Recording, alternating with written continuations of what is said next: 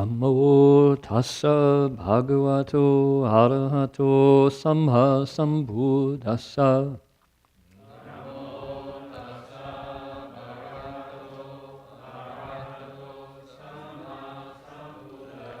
Homage to the blessed, noble, and perfectly enlightened one.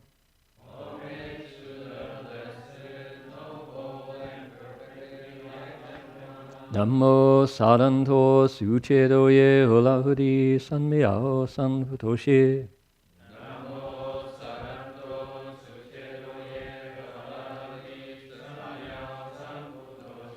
Wu shang shen shen wei miao fa, bai qian wan jie nan zhao yu. Wo jin jian wen de shou chi, yuan jie ru lai zhen shi yi. The unsurpassed, deep, profound, subtle, wonderful Dharma in hundreds of thousands of millions of eons is difficult to encounter. Now that I've come to receive and hold it within my sight and hearing, I vow to fathom the thus come one's true and actual meaning. Venerable Master, Dhamma friends, welcome to our Sutra lecture tonight. This is the 5th of October already.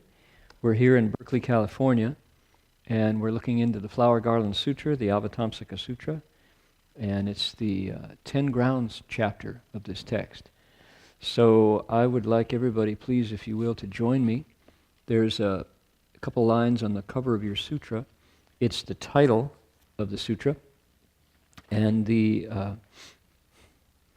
Buddhas and Bodhisattvas, the assembly that surrounds this text, we're going to invoke them and chant their names.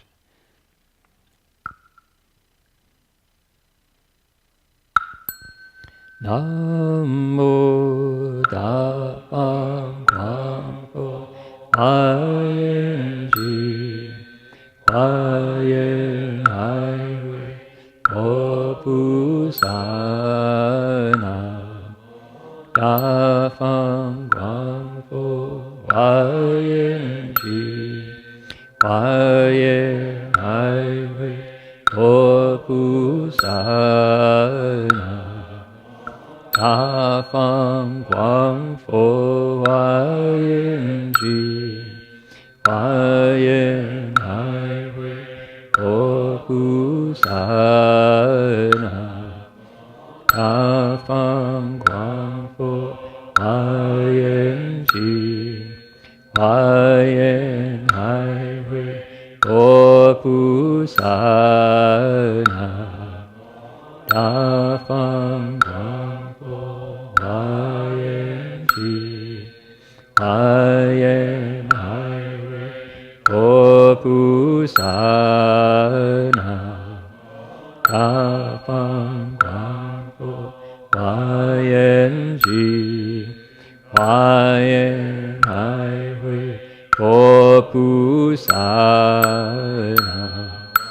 Da Fang Guang Fo Vayen Ji Vayen Hai Opusana.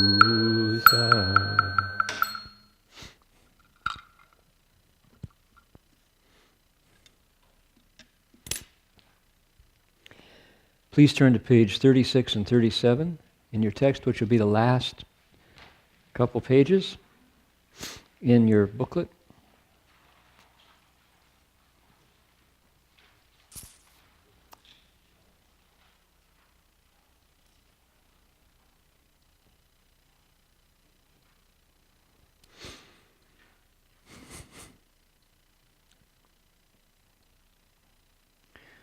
We began the top of the page last week, and we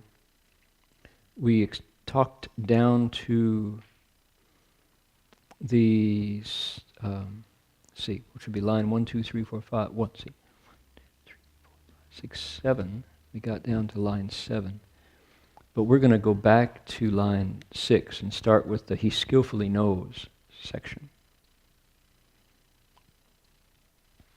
In the Chinese, actually, you know what? We'll just to put it in perspective, we'll start at the top and go down to that line and then go from there.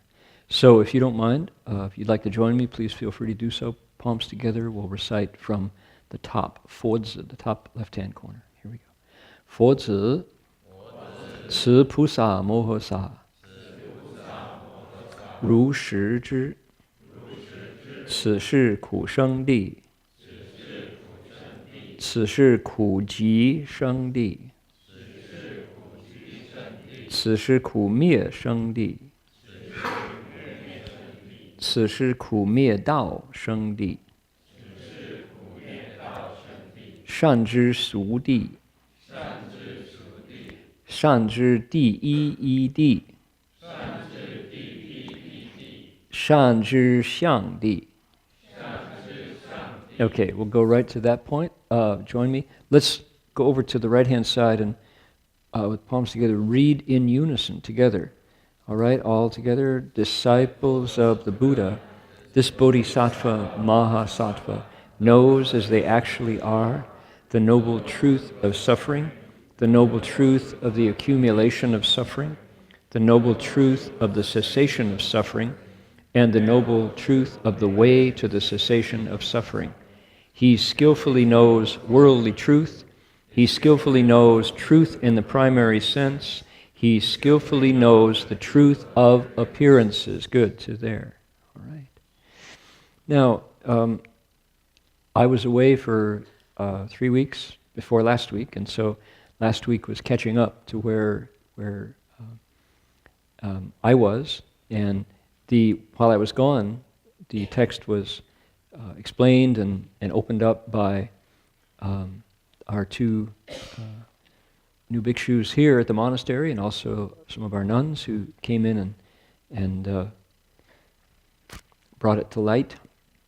So in order to bridge that time, I gave a whole background of what is the Avatamsaka Sutra and why are we studying it and where are we in the text. So I'm not going to, although we have a lot of new friends tonight who are here, maybe attending your very first Mahayana Sutra lecture. Some folks have been away for a while. So I'll give just a flavor of it so we can kind of catch up, but we want to we made very little progress last week because of going backwards to bring us up to speed. So we'll take one step back and then get some distance into our text. The Avatamsaka, the Flower Garland Sutra, is about the Bodhisattva. And Bodhisattvas are people who have very, very, very big hearts, very unselfish hearts. Do they live in the world? Yeah, most definitely. There are card-carrying real bodhisattvas among us. They won't tell you who they are. They won't admit it if you ask them. But it's not so important that a bodhisattva gets labeled as a bodhisattva, because the idea is this kind of spirit can inspire everybody. It's uplifting. It's selfless. The word is altruistic. These are bodhisattvas who live in a world where there is no limit to the heart of giving. It doesn't stop.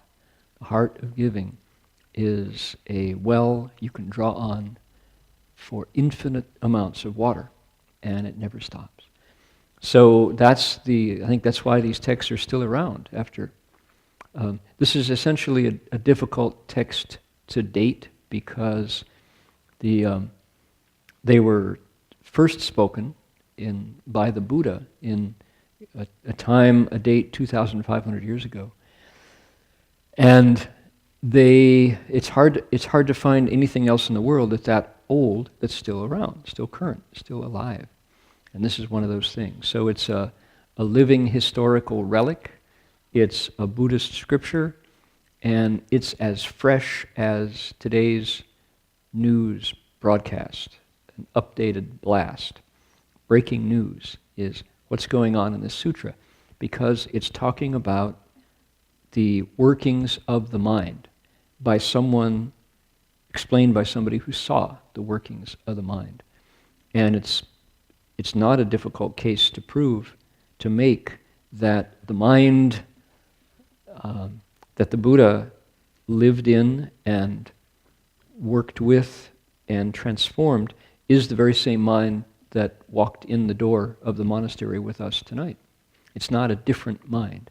And human nature, when he talks about the mind and the nature, that nature, as difficult as it is to define, is not a different nature than the one that brings us to life.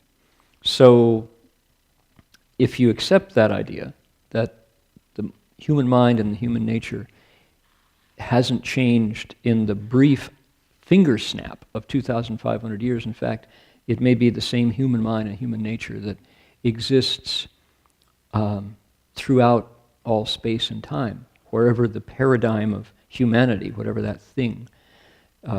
In Buddhism, they talk about it as a destiny, that path of rebirth called humanity. Wherever that appears, it's the single human nature. What makes it so similar, so identical? It's the deeds that humans do that bring the nature into being. It's the deeds that animals do that make animals animals. So it's that generative, it's that fertile, it's that flexible a substance, this nature, that being a human now is no guarantee that we'll be a human in the future. Depends on what we do. So that's the wonder of this living document, is the Bodhisattva path is being explained here as how to do it. It's a how-to. It's a doc file. It's a PDF that you download from the past to say, here's how bodhisattvas behave. What do you think? Does that resemble you in any part? Could it? If so, behave this way, and you move into the bodhisattva nature. It opens right there in the plasticity of your nature. So that's kind of what's going on. And this is among the parts of this text, we're in an advanced chunk of it. They say the Bodhisattva path has 52 steps, and we're in steps 40 to 50. So this is 45, where we are now. Almost to the top of the Bodhisattva path. And there are the 10 stations of faith, the 10 dwellings, the 10 practices, the 10 transferences, and then that takes you to 39. And then 40 to 50 are the 10 grounds. Above this are what are called Deng Jiao and Miao Jiao, equaling enlightenment, and then marvelous, wonderful enlightenment is the last two steps. So there we are. And okay, so now we're up to inside the grounds. Among the 10 grounds, this is ground number 5, and what does it talk about? Meditation, which is something that many of us are familiar with from a whole variety of backgrounds. So this bodhisattva here is a real meditator. He is accomplishing what is called the Chan No Bo Lo Mi, the perfection of dhyana. And in Pali, that's jhana. The dhyanas are states of meditation. And here the bodhisattva gets it right. He masters meditation. She masters meditation here. So that's what we're talking about. And it's also really important to say at the start that this is gender non-specific. Although we translate it as a masculine pronoun, every bit of these teachings are immediately applicable to people who are in female bodies. So is there a hand there, or is that an elbow being scratched? Okay, good. So this is not a text for men. It's not a text for Brahmins of the Brahmin caste. It's not a text for white men or Jewish men or men whose income is over 6 figures a year. None of those other indexes or classifications matter. It's a text for people who walk in with their human nature and are looking for ways to make it shape it like a bodhisattva's nature is shaped. So this is how. This text answers the question, how do bodhisattvas do it? This way. Okay? Now, we've just started the fifth ground not long ago, a couple pages back. Vajra Treasury Bodhisattva started to talk about it on page 33. So you can see we're just at the beginning. And he's talking about what a bodhisattva knows on the fifth ground, on this fifth stage. And to contextualize that, why does he meditate? He meditates because he's figured out that he needs to know how to teach, or she needs to know how to teach. This bodhisattva has, earlier on in the third ground, she decided she wanted to wake people up. That's the official language is to take across, to take beings across from suffering. And these are people who he identified as having a relationship to him or her. Family. Nobody outside of family. He sees that. Oh, that's my sister, that's my brother, that's my dad in a past life, that's my mother, that's my kids from a past life. They're in trouble, they're in pain, they're confused, they're needy, and I want to wake them up. How am I going to do it? The answer came in the third and fourth ground, Buddha Dharma. Learning how to use these practices and insights that the Buddha left behind is how he's going to do it. Now he's got to get them. He's got to learn it. He's determined. He wants to be a doctor. This is the medicine that he's going to use to help beings wake up. So he's got to get that stuff. He's determined to learn the Dharma. And round 3 and 4, the Bodhisattva was saying, I'll do anything to learn the Dharma. And the big challenge in the last one was, can you throw yourself into a pit of fire from a very high place in order to get the Dharma? And he said, you bet, I'll be the first one. Okay, I volunteer. Show me where to jump. And so, having passed that sincerity test, the Dharma started to flow. Now, from that time, he's realized that there's a lot of Dharma you can learn from teachers who will teach you.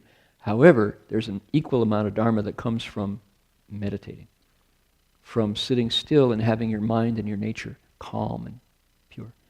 So there's Dharma that arises from samadhi. That's what he's after now. Samadhi is the state of stillness and purity, where your mind gets very calm. And he's looking for that now. So, sounds kind of Buddhist, huh?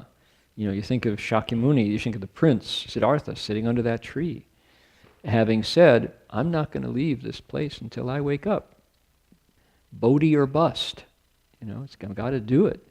No retreat. This is it. Draws the line. I'll sit here until I wake up. And he did, right? Having put himself into that pressure cooker. So our Bodhisattva is doing that now and is looking for that insight to arise from inside. That's why he sits. He's sitting there, you know, it's nice to be calm. It's kind of nice to enjoy the bliss, but this Bodhisattva has got, you could say, a fire in his belly because he sees the suffering is intense. And he's got to put the flames out. He sees the fires are burning, and he wants to put the fire out in the house that his family's living in. So, that's why he's sitting here. It's life or death.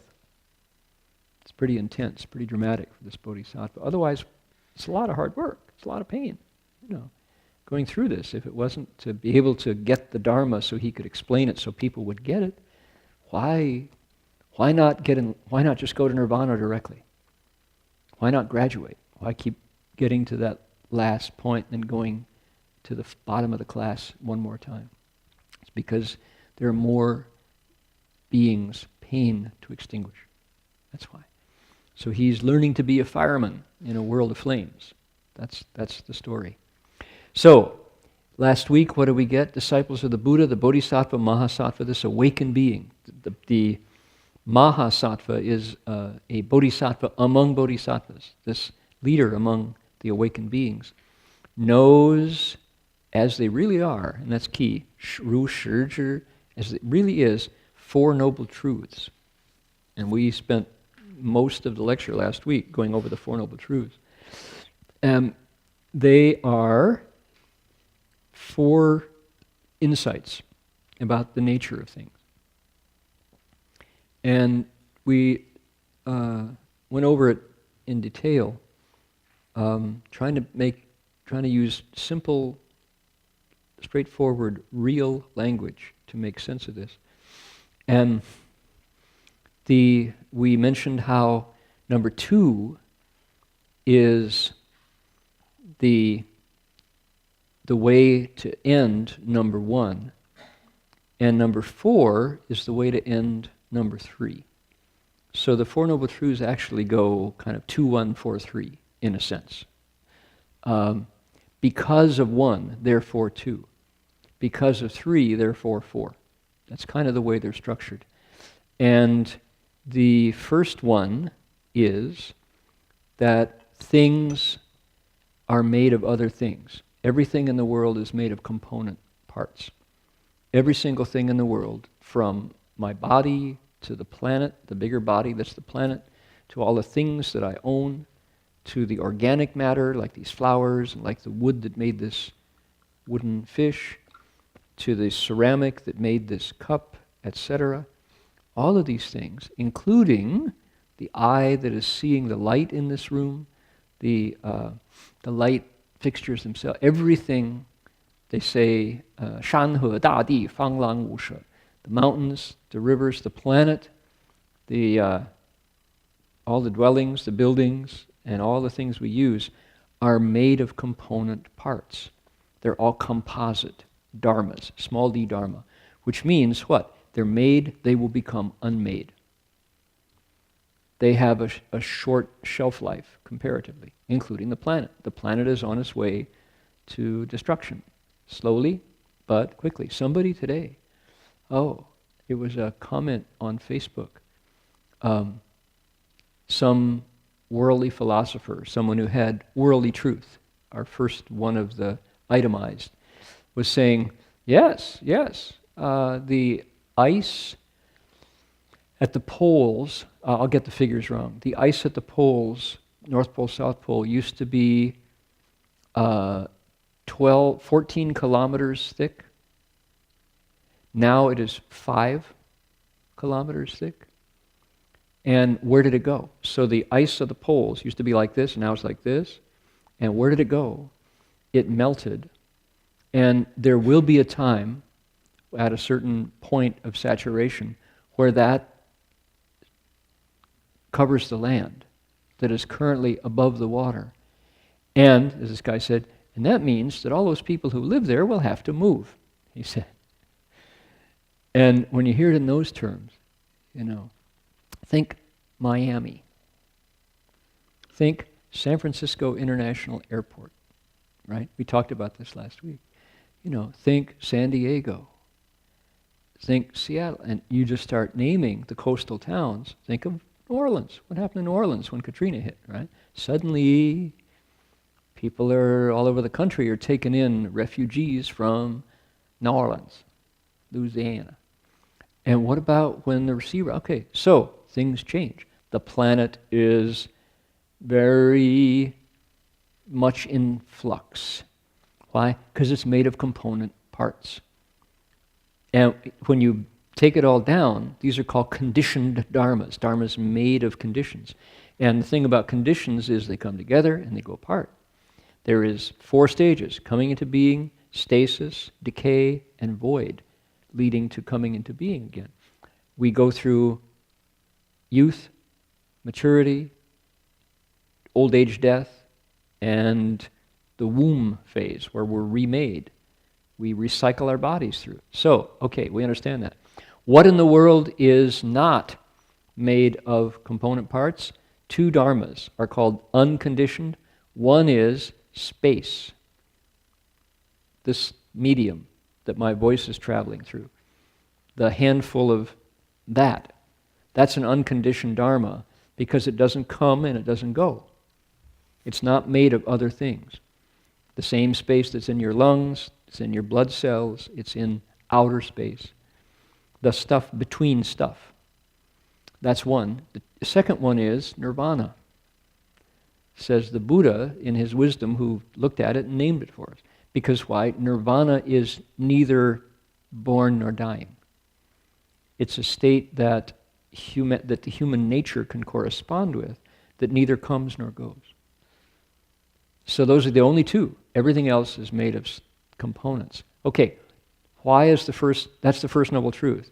Saying things are made of other things, including we who like stability. We like things to stick around, and we also like things to leave that we don't like. So we are constantly in a state of pursuing pleasure and running from pain, avoiding pain. We're always attracted or averse to things. Love and hate ties us up. I love that. I want it to stick around. I love him, her. I want him, her to stay here forever. I love my house and my kids and my carpet on the floor. You know, I just don't want my roof to go away. I love my roof. It keeps me dry when it rains. And when it goes away, we hurt. We attach. The first noble truth is that that's the nature of things. When they change and go away, we are dissatisfied. It's not a state. We have to change that state, usually by attaching or grasping or running faster. It's not a satisfactory state. What's the opposite of that noble truth is, doesn't matter how it comes, I'm fine with it. Right?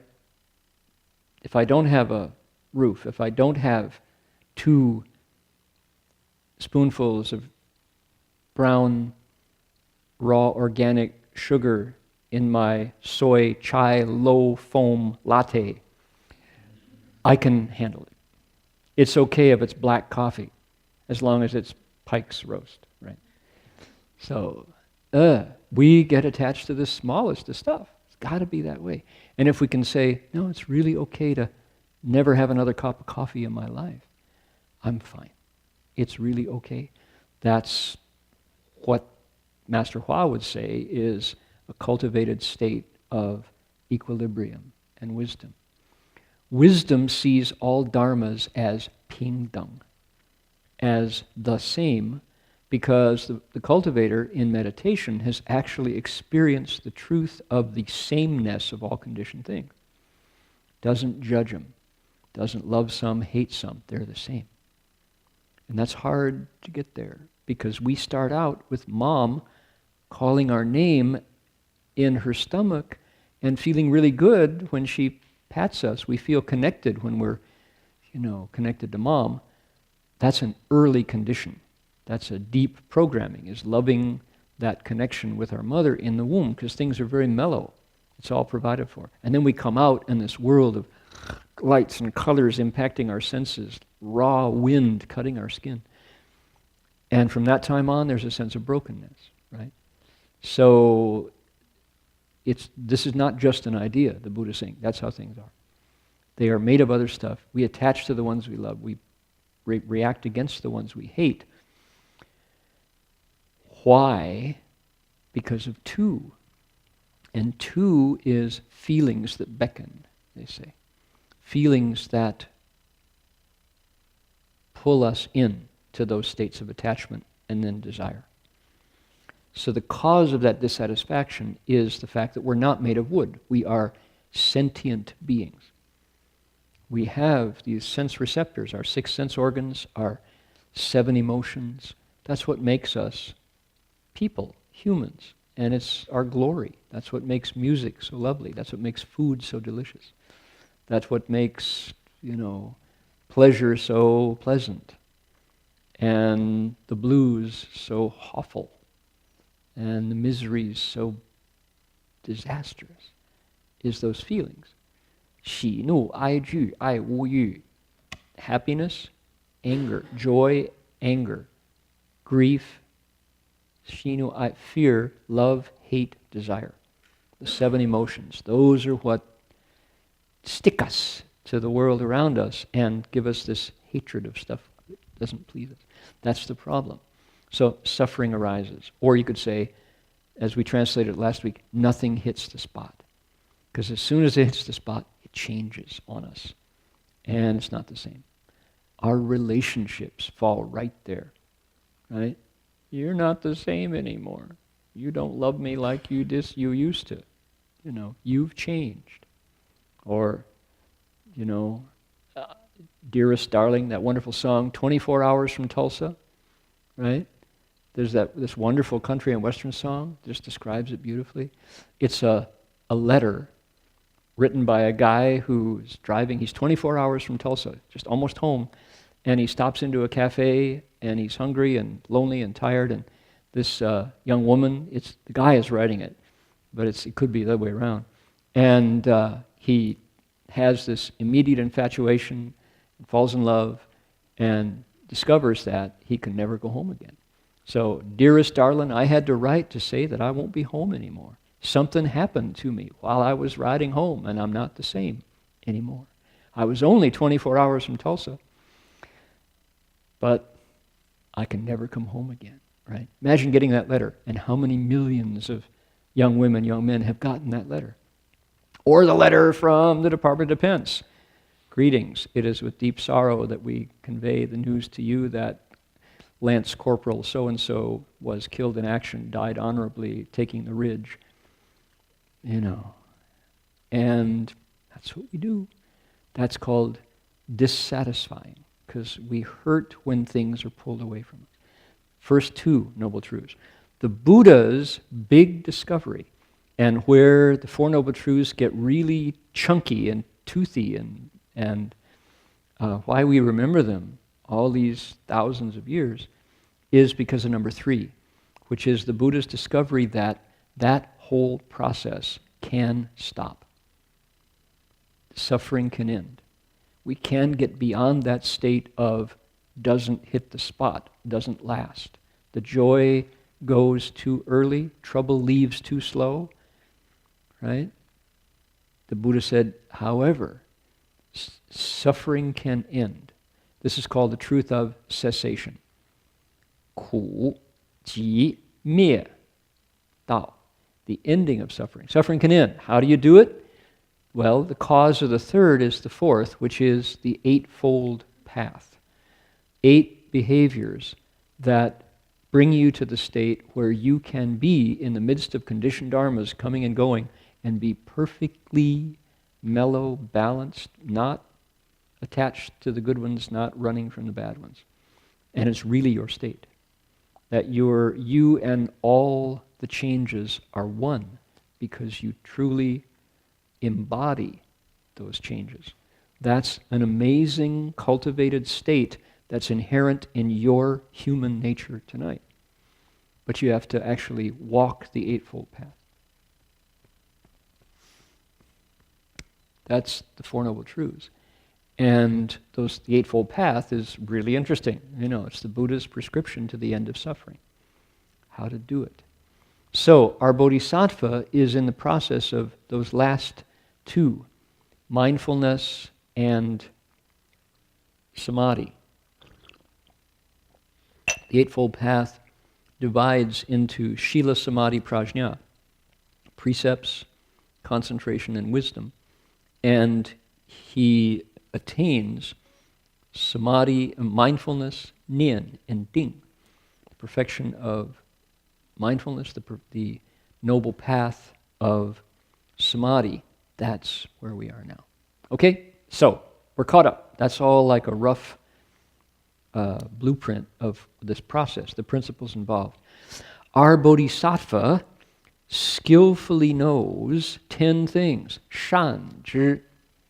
He's good at knowing. Shan here means to be good at. She's mastered worldly truth. Worldly truth would include meteorology. Looking at the weather and going, yeah, whoa. Man, human caused climate change. What's it going to do? It's going to make the seas rise. Get ready. That was the conclusion of that philosopher on Facebook. He said, so get ready. The New Jersey coast that got covered with Hurricane Sandy, remember? The boardwalk, Atlantic City, and all those incredible places, gone. in a storm. Oh, and it's not going back. It's going to increase. Oh my goodness, what's going on in Colorado this last month? Nobody thought, fires like that, floods like that. Why? Right? What happened to the glaciers in Europe? Oh my. If you go looking for glaciers that used to be the pride of Switzerland, the French Alps, the Italian Alps, the German Alps, they're bare rock now. The snow that used to be what you could ski down and take your picture against, the Matterhorn, not there. What happened? Melted. Why? Hotter. Gee whiz. What about that? Was that snowpack useful? Oh yeah. The one that everybody's really scared about is the Hindu Kush, the one that in the Himalayas that feeds the Indus, the Brahmaputra, the Sindh, and what's the fourth? Ganges. Those 4 rivers that provide water, so they come down to the Mekong, right? The river in Vietnam, and the rivers coming through Burma and Laos. All those rivers have their source in the snow cap in the Himalayas. That is disappearing really, really fast. And there could well be several tens of millions of people, hundreds of millions of people, with no water source in our lifetimes, okay? Scarier still, because of cutting of the hardwood forest in Vietnam, in Malaysia, in Thailand, where 5% of what used to stand remains. The hardwood forest in Thailand is 5% or left. Those trees had the job of soaking up the extra water when the spring floods melted the snow. Well, those trees are no longer there, so the water just comes roaring down with the snow melt and the spring rain. It's called floods. So more floods and hotter temperatures, which increase the amount of precipitation, etc., on and on. So you go, well, we have basically consumed the planet. And when you look at it, you go, well, let's stop that. Let's turn it back and just change our behavior. You think, well, that's great. Who are we talking about changing? So here's Ajahn Pasano, our Dharma brother, who was 30 years an abbot in Thailand. And he is famous for writing an article that was published in the Bangkok, what's the paper? The Bangkok Post? An English language article that got reprinted, it got picked up and sent around the world. It was saving the forest in Thailand so there can be forest monks. Right? He's in the forest monk tradition. And where do the forest monks go when the trees are all cut down? So what was Ajahn Pasano's creative solution? Go put precept sashes around the trees that are remaining and give them the refuges. Ordain the trees. Why would you do something as silly as that? Because that's the only way to get the Thai villagers to not cut the tree down. And he says, on the monastery grounds, right? He goes out, and here's this layman who he knows, whose kids come, whose mother puts food in his bowl. He knows this guy from childhood. And what does he do? He's got a chainsaw in his hands, and he's cutting down the trees that belong to the monastery. And the abbot goes, wait a minute, so-and-so, what are you doing? And he says, oh, Bhante, I'm so sorry, but my children must go to university. I have no choice. How am I going to get them to university if I don't get some money? And here's money. So what kind of leverage are you going to use against, real down-home issues like that? That's why the forests have vanished. So Ajahn Pasano's answer was put a precept sash around the tree. Because if they see that there's what is going to trump, what's going to overpower the layman's wish to get his kids in school is his respect for the Sangha. Because that's probably deeper. He was a Buddhist respecting the Sangha when he was still a kid, putting food in the monk's bowl in his mother's arms.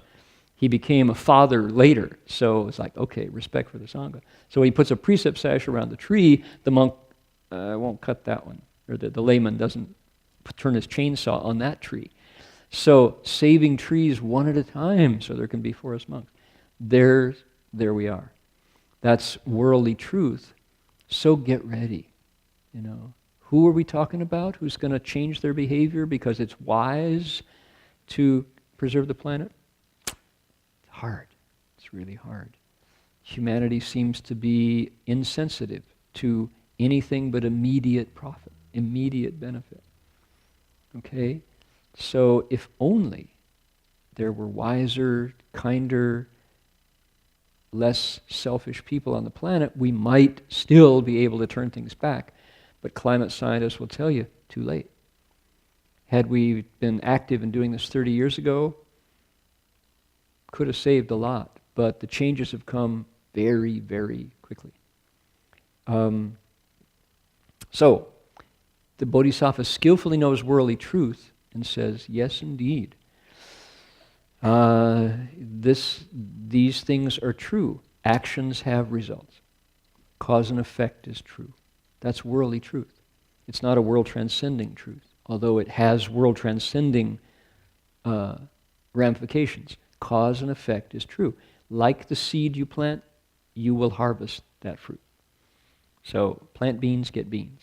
Plant carrots, get carrots. It's true. The Bodhisattva knows truth in the primary sense.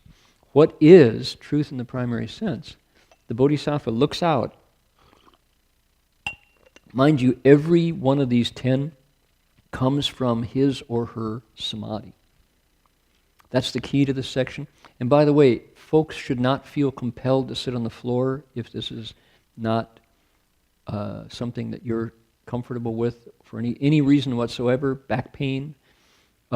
Marty, our Dharma brother, woke up this morning and went to meditate, and his back went, his spine grabbed him. He's been sitting too much. So he spent most of the morning lying back on his back trying to get those vertebrae to let go. So it can happen to anybody, and if you need to sit in a chair, that's what the chairs are here for, do not feel shy. So, truth in the primary sense. What is truth in the primary sense? The Bodhisattva, from his or her meditation, looks out at everything in the world and cannot find a self in it. Can't find a single thing amid those myriad, infinite, conditioned dharmas that that comes excuse me, that comes together and forms around something with a permanent identity. Can't find it.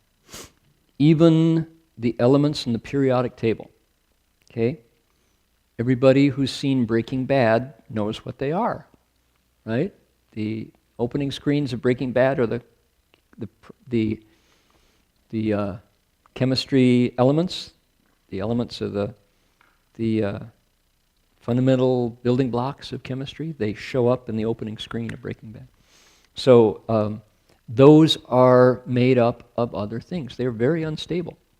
Hydrogen is not hydrogen forever. It's hydrogen when its molecules bond in that way. Then it's something else. Water is hydrogen and oxygen coming together and bonding and unbonding. So the Bodhisattva looks at all those things and says, there is no permanent self in water. There is no permanent self in my tooth enamel. There is no permanent self inside me anywhere. Okay. Right there, if we were to stop our lecture now and go into the implications of that, we would be moving into the realm of Christian theology, of Jewish theology, of Islamic theology, of Hindu theology, any kind of worldly system that says God made us, and we would be striking sparks, right? If we are creature, then we are made in the image of God. Are you saying God doesn't exist? The Buddha would say, you betcha, in his best Sarah Palin imitation. You betcha. Doesn't exist. God is God because of what he did, how he behaved. His nature is no more God nature than mine was. But it can be a God nature if you do what gods do. God doesn't exist. God is currently God, not forever, right? all the gods in Buddhism are mortal. They're not immortal. They come and go based on blessings and behavior. So right away you go, no, you can't say that. How can you say? You just in a single sentence wiped away all of our theology. How much truth can you stand? What is truth in the primary sense? There is no permanent, indivisible self among dharmas. Dharmas have no self. All conditioned things are not self. Anicca, right? They are impermanent, they are not self, and they are unsatisfactory. That's the Buddha's basic discoveries. All conditioned things don't last, there's no self to be found, and they don't satisfy. They don't last. Okay, there you go. And that's what this Bodhisattva knows. Now, suppose you saw that in your meditation. What would that do to your day? How would it affect your relationships? How would it affect your performance at work? How would it affect your online surfing time if you knew that everything that you bought, sold, consumed, gave was simply an energy transfer among beings who walk around with this illusory identity that I'm real and important and the center of all things, right? How different is that from our ordinary reality where we feel that way? I'm the most important guy, girl here because mom told me so, and I'll knock you down if you disagree, or I'll walk away from it. So that's the way the commercial world wants us to feel. You deserve a break today, so get out and get away. I'm loving it. Okay, two lies, I and love, right? And the more of this stuff I get, the more I'm loving it. That's a commercial message. From the Buddhist point of view, it is profoundly untrue. That's illusory behavior based on this notion that the self is real. The commercial world depends on it, right? All advertising is based on this seeing things the way they're not, the way they aren't really. So why do we look at these texts? Because it gives us this alternative view that is closer to the heart of things.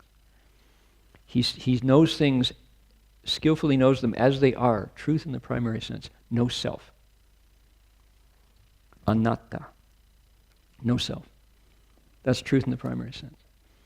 And you could say that's the whole, all the Buddha Dharma comes from that awareness. Where do you get that view? The 12 links, that the self exists. You've heard of the 12 links that just keep this chain of perception that goes out from ignorance, wuming, yuan xing, xing, yuan shi, right? That from ignorance, from this not understanding, from looking inside and seeing it murky, we act on desire, on being pulled by our feelings out. And as soon as we act, there's consciousness. Consciousness creates name and form. Name and form creates the 6 sense organs. Suddenly the self exists. It's pulled along by these links, just like a chain, out to the dissolution of that, old age, sickness, and death, suffering, pain, remorse, etc. Come around again. The Buddha would say, here's where we are. This is what living beings do, is we let ourselves be pulled around by these processes that themselves are empty, but they're as real as the sunshine. How real is the sunshine? You can't grab it, but it sure is there, right? Where's the sun right now? It's gone. The sun's gone. No, it's not. The earth is in the way. It's just like that. Where'd the sun go? Well, the sun, it didn't. We turned. We turned around. So that's how real these links are. They're also conditioned, but they're deeply conditioned. And the Buddha saw them and told us about it. It's called the Dharma. So that's where we are. The Bodhisattva knows these things now. He's good at it. She's good at it. She sees really clearly how it works. Okay? So, here's an example. And I'm not naming names, all right? Yesterday our water heater went down. Oh. Jinhosha goes, hey, Fasha, we've had this noise in the kitchen. And it sounds, I don't know, it sounds like it's coming from that closet. So we got, our water heater. Guess what? No hot water. Oh, no hot water. That must mean something's wrong with the water heater. Yeah, we got it. True. Okay. What do? Call Guoji, call Nam, quick. And so we have these numbers to call. Imagine if we didn't have Guoji and Nam around to call. If I had to fix the water heater, not a good idea. Don't ask Pasher to fix the water heater, right? So I don't know how to do it. These guys come and they go, oh yeah, cool. There you go, hot water heater. Poof. It's hot. The water's hot. That's magic. No, it's skill. You know how to do it. So if you know how to do it, it's so obvious. Oh, these guys need a water heater. Here's what you do, water. The Bodhisattva goes, oh, I got to learn the Buddha Dharma. Amid conditioned things, the self does not exist. It's an illusion, but it's a deep, deep illusion. So he skillfully knows that, and he's going to find a way to wake the rest of us up to that. Where does it come from? He's a good meditator. It arises from his experience. She sees it in her own mind that this is how things are. You can read about it in the sutra, and here's the Buddha telling you, but where did the Buddha get it? The Buddha got it from his meditation. Okay? So these are experiential truth, not theory. All right? So he skillfully knows the truth of appearances, which is what? The senses are part of that link of 12, those 12 links. The 6 senses appear when you have a name for something. Oh, this is called heat. I feel it. Ooh, too hot. Don't touch that fire. It's the appearance of heat registering on the sense organ of skin, of body. Right? Appearances. What's an appearance? Forms appear to the eye. Sounds appear to the ear and their absence. Right? Do you notice that sound? Okay, it's voice and the silence after it. That's an appearance. The ear registers that, okay? Scent to nose, taste, flavor to tongue, sensation, impact to skin, and then dharmas to the mind, things the mind organ recognizes. Those are appearances. What does the Bodhisattva know? That when object impacts the sense, there's consciousness. He knows that. Because why? Experiences it. Can experience it. Boy, oh boy. We found in China blue sky and clean water. Clean air and clean water. We were amazed. In Beijing. Blue sky in Beijing. Blue sky in Shanghai. Fluffy clouds. And we'd heard so much about the horrible pollution, which is also true. But when we were there, everybody was so happy with the weather. And we go into these monasteries. We went to 14 different Buddhist institutions over 3 weeks. And the monks, Heng Lai and myself, get to go up close to the altar and bow, because we're Sangha, and the lay people bow to the ones to either side. And when I got close to the altars, the first thing that I noticed was the smell of the incense. Incense is a feature of Chinese Buddhist practice. It absolutely is. And I would be, on a bus going through all these highways, miles and miles of highways, and high-speed trains, and in the center of bustling, booming China, and then I'd get out and walk through gates and walk through these courtyards and walk through these 1,400-year-old structures and get up to an altar. Sandalwood. I have a profound connection with that smell and these environments. And in the West, you all know that incense is on the off list. Incense is considered to be a threat to some folks. And I'm sympathetic. If you are fragrance sensitive to the point where it harms your health, then of course you don't want to come into a place where fragrance is, when we light powder and it burns. So we have had folks come into the monastery and say, put that stuff out. Why do you have incense here? What's wrong with you? And we go, excuse me? Put that out. That's harmful. Is that legal? And we're like, no, it's incense. What do you mean, is it legal?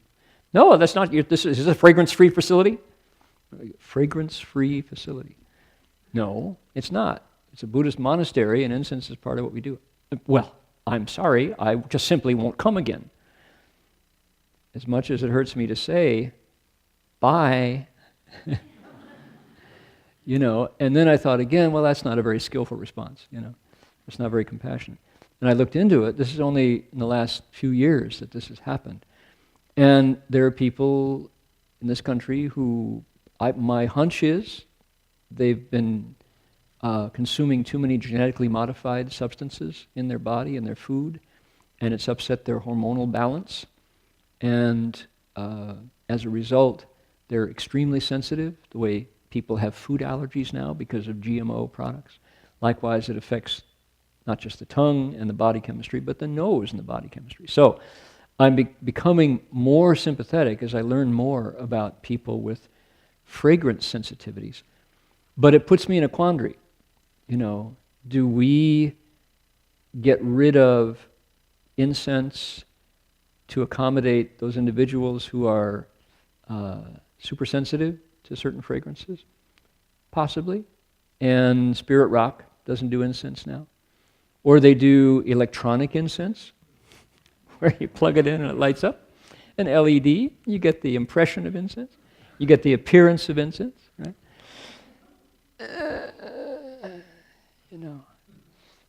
Can you do Buddhism without incense? Of course. You can do Buddhism without anything except sincerity. But it's a question. And when you tell Chinese Buddhist monks who have never encountered this phenomena of, excuse me, I demand that you change your environment because I'm here now. You understand? That kind of rugged individualism that is very much a part of our national character,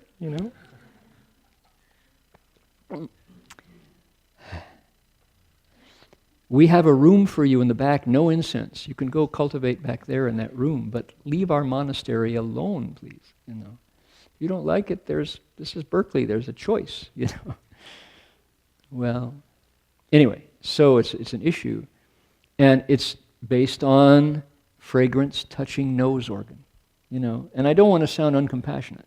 And if that's you or your sister, then, my sister is fragrance sensitive and has been harmed by fragrances in the past.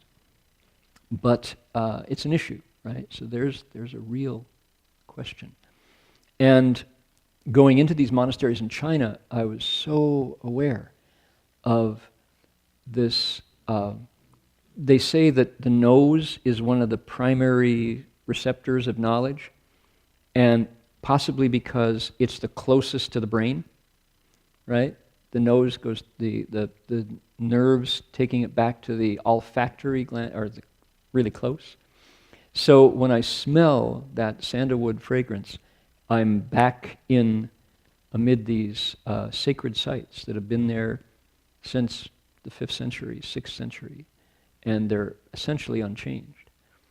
The feeling, the feng and the shui, the wind and the water, the mountains that made those places, still making them. And incredible. So I'm aware of the truth of appearances and their power to put you in a different state. So what are we going to do? In the future, are we going to go incense-free? Maybe. This is a different time than the Buddhist time, and our world is out of balance. The Avatamsaka Sutra, our very own text, has Sudana, the pilgrim, going to 53 teachers. And among them are 2 incense makers. They are wise bodhisattvas who are most compassionate, and they teach Sudana all about incense. We're not at that chapter, that's chapter 39. 2 incredible encounters. And the one incense vendor tells Sudana that he is able to create an incense that a piece of it, the size of a pea, that big, when lit, can cause warring armies to lose their aggression and to find peace and harmony in the world as they find it. And Sudana goes, oh. And he says, good man, I can make an incense that when you light a piece the size of a grain of rice, it is able to call all of the musicians that inhabit the heavens to come to this place and, mesmerized by the scent, play their celestial music. And he said, I can make a piece of incense no bigger than a lentil, that when it's lit, it can cause each and every one of your 6 senses to be completely purified and free of attachment. They can return your senses to their primary kind of default setting, with a click back to the default. And Sudana goes, wow, that's wonderful. So, incense is not just a harmful fragrance to get rid of. It's deeply tied into the same system that the eye that loves color, right? The ear that loves sound. It can tell the difference in sound.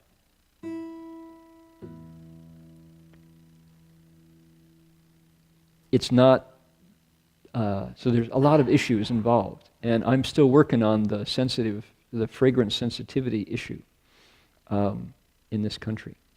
And I think most of the monks who offered me a stick of incense to offer to the Buddha in China, if I said, in America we're not using incense now, they would be baffled as to why. Roberto? Well, it happens that I'm allergic to some fragrances. Yes. And usually are the expensive ones that have synthetic ingredients. Aha. I'm not allergic to lavender. I'm not allergic to Pine. fragrances. I'm not allergic Pine. to myrrh. I'm not allergic to pine, etc. But there is some ingredient in some very expensive perfume that the minute I just do like this, my nose. Wow, that's interesting. So Yeah. maybe what we need, for some scientists is some sort of test to figure out which particular ingredient Are organic and which are synthetic. Ah, that's interesting. Okay, that confirms something that I heard also, some new information, which was that some of the monks said, oh, you'll like this incense, it's organic and pure. And I said, what do you mean organic and pure? And they said, well, you know where most of this incense comes from, right? I said, no. They said, it's totally man-made. It comes out of a factory. It used to be a natural process that people would gather resin and pollen and stick it on the stick or make it into a cone, or but not anymore. Apparently it's genetically modified incense. So maybe what people are reacting to is poisonous stuff that we should get rid of.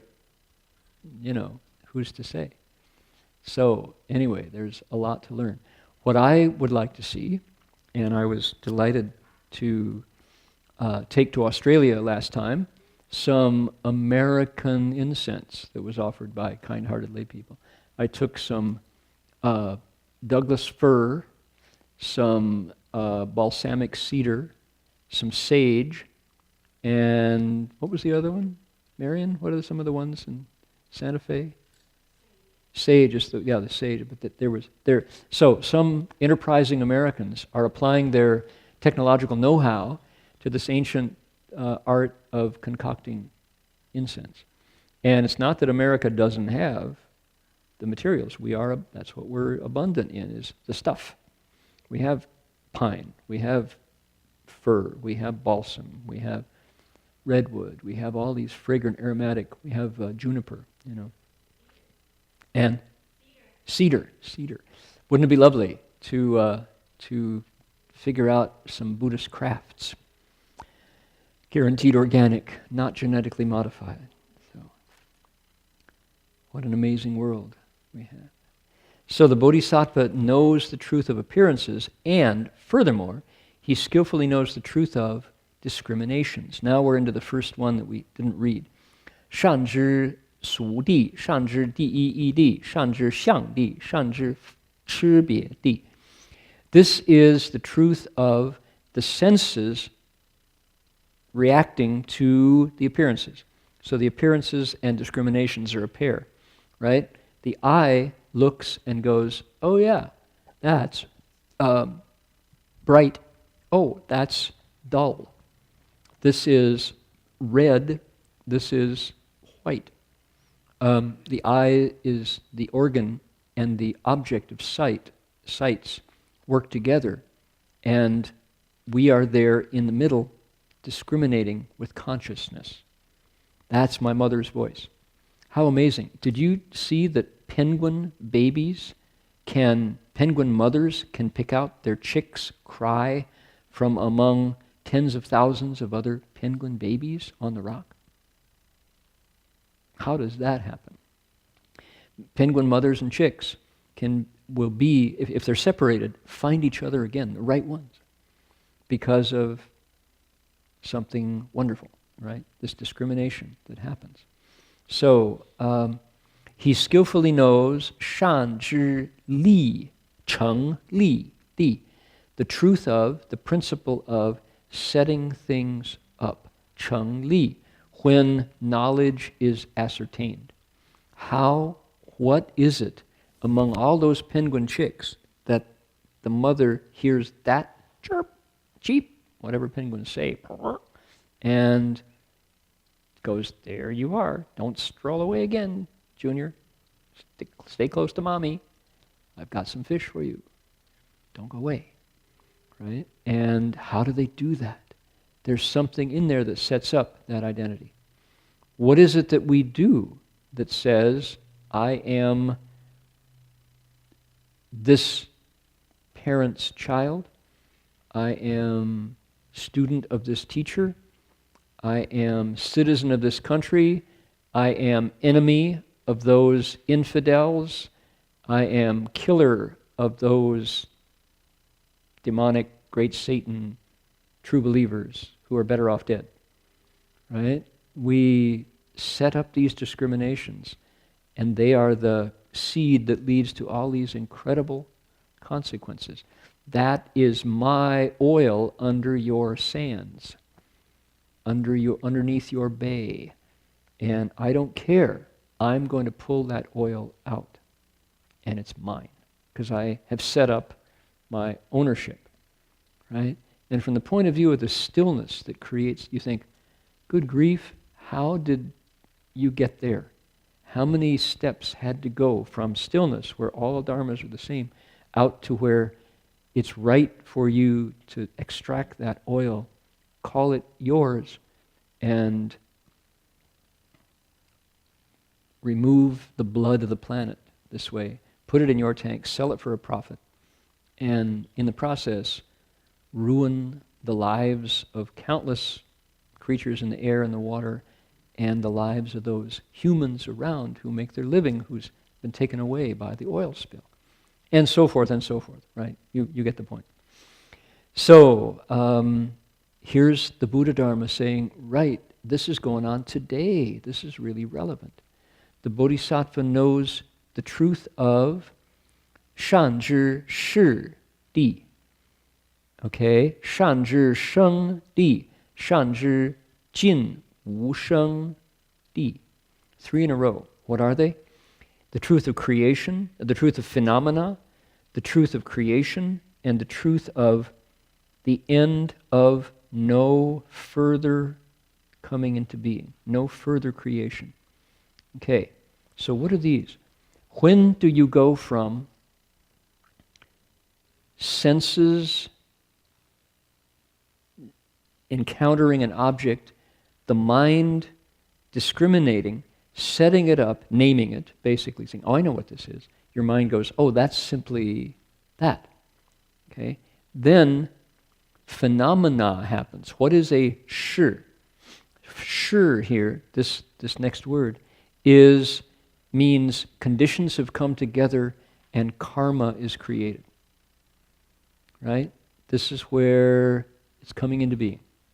Karma, you have acted with your body, your mouth, and your mind based on that chain of perception, setting things up, and desire has arisen, and you've acted. Now there's negative and there's positive. So because of that, you've killed, you've lied, you've stolen, you've committed acts of sexual misconduct, you have distorted your perception through drugs. Those would be negative responses that create phenomena. All right? And it's, as I'm explaining it, what I want people to see is this list, starting with the Bodhisattva sitting in meditation, going out. All these steps. Each one of these 10 is the next step into trouble. Right? Or, if it's selfless, it could be the next step into wholesome behavior. But the worldly truth is, right, I'm not meditating, I'm just here in the middle of my senses. Primary sense is, in the middle of this, there's no self there. You can't, everywhere you look, the Bodhisattva never sees anything that is more real than anything else. It's all simply conditioned dharmas. This ocean of conditioned dharmas. But because he or she gets a usually karmic-based seed arises from the depths of the mind, so something appears. Oh, I see something, I hear something, I sense something, I taste something. Then you discriminate and you go, oh, I like that something. You react to it. Then what? You set it up. Not only do I like it, I want more of it. That's mine. Okay, one step further out, from nothing going on, everybody's safe at home.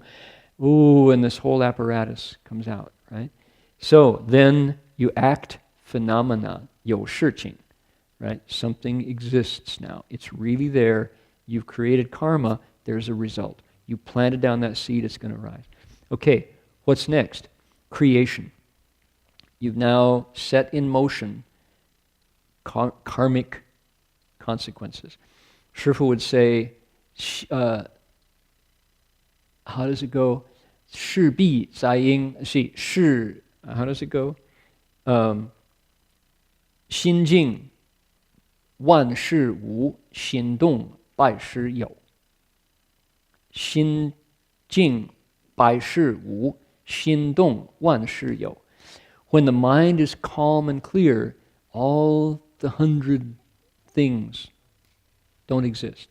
But as soon as the mind moves, the myriad phenomena arise altogether. And yet you can come back to that stillness anytime. However, any creation that you made in the process is out there. Whatever vibrations you set in motion, you toss a rock into the pool, those ripples are going out, they're coming back. All right? So then what? The truth of no birth's end. This is a complex idea, but stick with me, you can see it. 善知尽无生地. The truth of the limits, jin means infinite, the infinity of wu sheng, no creation, no phenomena, ending the creation of karma. The third noble truth, again. What is it? That the Bodhisattva is good at seeing how you can stop all of that stuff going out in your next thought. You simply come back to your meditation. You simply sit still and don't react. When what happens? When appearance happens. Back, number 3, when stuff arises and then feelings that beckon, it says, hey, come on, don't you want this? You used to like it, it used to be your favorite, come on, I'll give you 2, You go, it was good, I'll let it go. I like my meditation. I'm sitting still this time.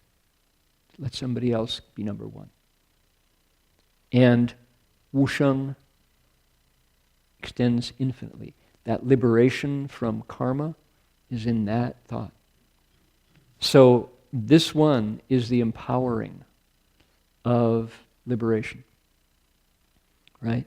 Even in the midst of all that stuff, if we can simply be patient and let it go, even though this whole process is working, it doesn't hook us.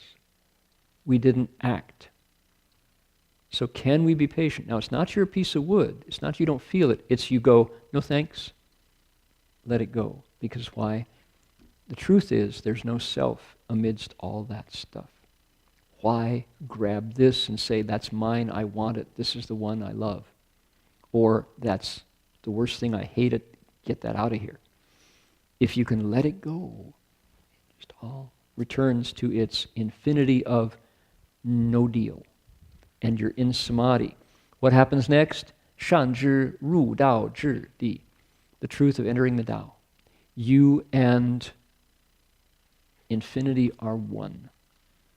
You and the Tao are there, balanced, poised, not unhappy, not delighted, not confused, not upset, right? Just there, completely awake, completely alive in the midst of the myriad things. The sage, right? The being who is one with the Tao. So, this is the path to liberation arising from what? Four Noble Truths. Okay? And our Bodhisattva on the fifth ground, because he's a good meditator, she's a good meditator, has all of this stuff available in the next thought. It's all yours. If you can progressively move through the 10 grounds. There's another, 善知一切菩萨次第 菩萨地次第成就乃至善知如来智成就地. He skillfully knows the progressive, how does it go? Successive accomplishment of all bodhisattva grounds, up to and including skillfully knowing the truth of accomplishing, thus come one's wisdom. So, this is kind of the summary. The bodhisattva is really good at seeing how this internal psychological experience leads him to liberation or ties him up back where stuff arises and he grabs it or runs from it. Okay? This is really subtle, and it's happening in our minds over and over and over. Myriad times a second. Right? The Pali, the Abhidharma tradition goes into the human mind and says how many millions of thought instants there are in each thought. You know, that's what the early meditators were able to do because our minds were quieter back then. And they saw how we're doing this. The cross-section is like if you cut down through the earth, you see all the layers of sediment and rock and silt. Well, if you cut down through a thought, say the Pali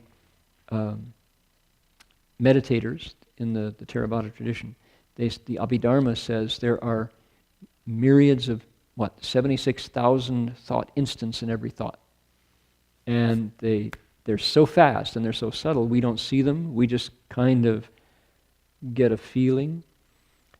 And if before we meditate, you remember your mind before you started to meditate? We didn't even know we had a mind. It was just impulse action, impulse action. I want, get out of my way. You know? And once you started to sit, what happened? All this stuff came up. It was like crud in the fan. You know, before you clean the fan blades, this crud, like lint under the bed, dust bunnies. And sometimes you're clear, sometimes it's not very blah, blah, blah. It's like, but somebody kept you there on your cushion, and now when you meditate, it's like, okay, Namo Omi Tofo, Om Mani Padme and you can actually do a mantra, 2 mantras, 3 mantras, 4 mantras without your mind skipping off. Because why? It's working.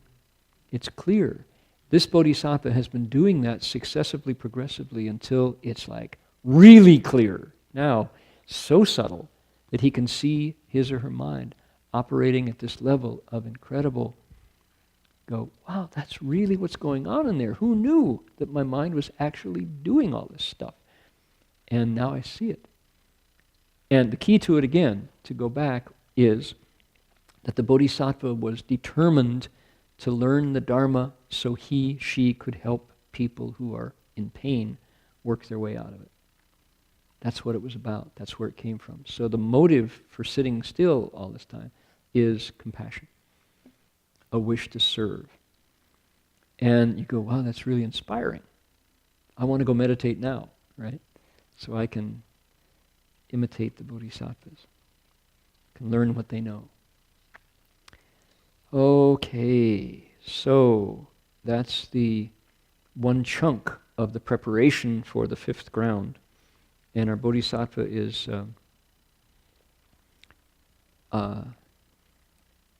learning to be good at helping, learning to be a better healer of the human mind. Okay, to be continued, and let's transfer the merit.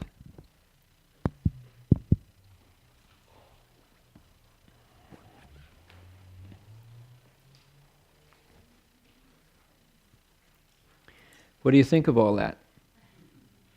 It's really insightful. Is that your experience? Well, sometimes it's clearer than others. When is it unclear? Well, it used to be cheese. Like, I mean, it was big, you know? And some really good cheese, and I was like, that's all I saw. But after I became a vegan, cheese wasn't so big. So what is it now? Netflix. Okay, so what is it? Well, you kind of get addicted, you know. Those, you know, you're in the fourth year of Breaking Bad, and you just want to... Game of Thrones, that was a big one. Yeah. Mm-hmm. You're a Netflix-addicted pack rat? Yeah. Can the Bodhisattva help me? Yeah, right. Well, okay, anyway, we'll work on that one. Yeah, okay. Well, I kind of like the sutra. Don't eat on it, okay? Tell your buddy, Yeah, well, I won't eat it, but I might trade it. You got anything? I'm a pack rat, and I got some good stuff in my pack, so, you know, old copies, I'd be happy to trade you for some M&Ms. Or how about some old cheese? We got a lot of it left. I'm not eating it anymore, so. Okay, right. So how about if you just read the sutra instead of trading it? All right. Good. All right. See you next week. All right. I'm going to Harvard. Oh, a mouse going to Harvard. Okay. Oh, stand up there. You need a tail to stabilize yourself. There you go. There. All right. Vegan pack rats. So the dedication of merit is on your sutra, on the Dharma request sheet there.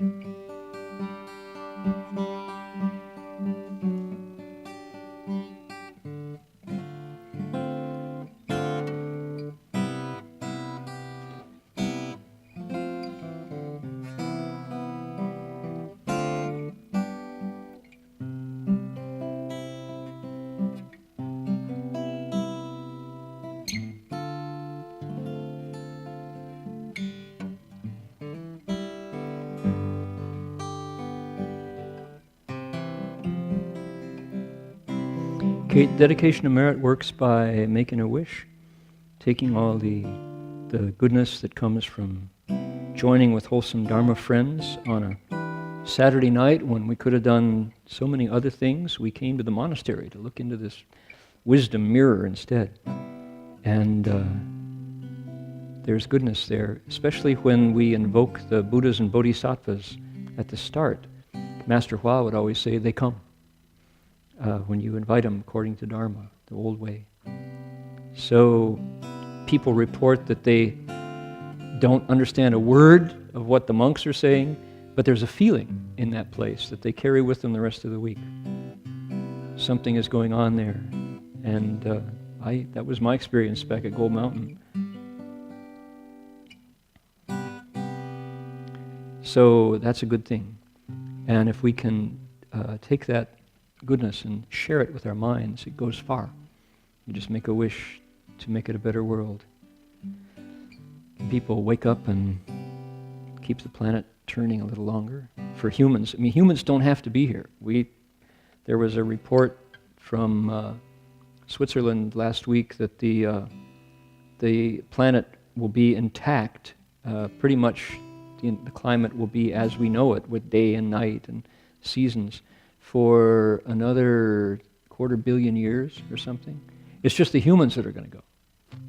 Our species is not particularly successful. So let's transfer that merit that we can help each other survive here.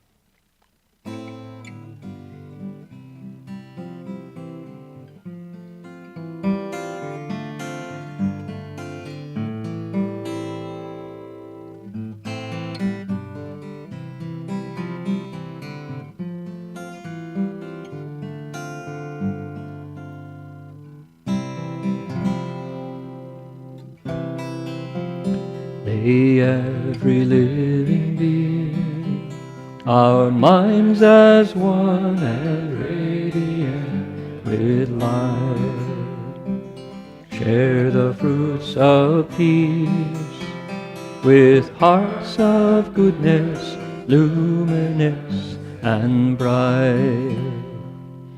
If people hear and see, our hands and hearts can find in giving unity. May their minds awake to great compassion, wisdom, and to joy. May kindness find reward. May all who sorrow leave their grief and pain. May this boundless light break the darkness of their endless night. Because our hearts are one, this world of pain turns into paradise. May all become compassionate and wise. May all become compassionate and wise.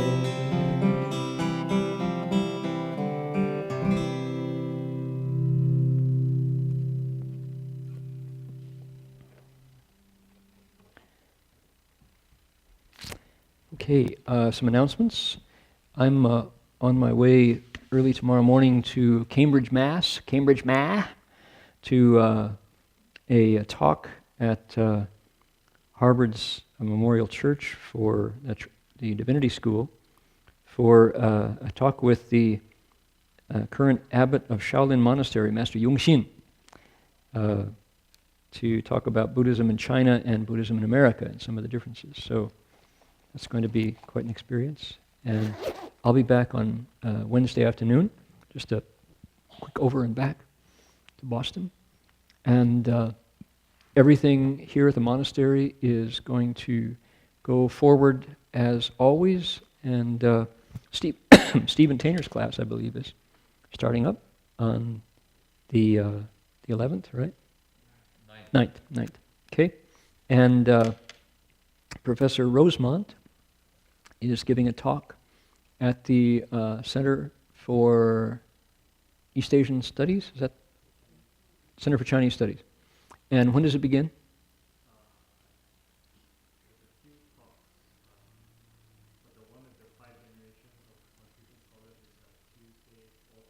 Tuesday at 4 p.m. on Fulton Street, on campus. 6th floor on Fulton Street, the Center for Asian Studies there. And Professor Rosemont is going to be part of 5 generations of Confucian scholars, starting with Professor Herbert Fingeret, who's 94 years old, still going strong, all the way down to the current grad students. I would be generation 3 if I were here, because Professor Rosemont was the teacher who first spoke the Buddha's story in my presence back in 1967.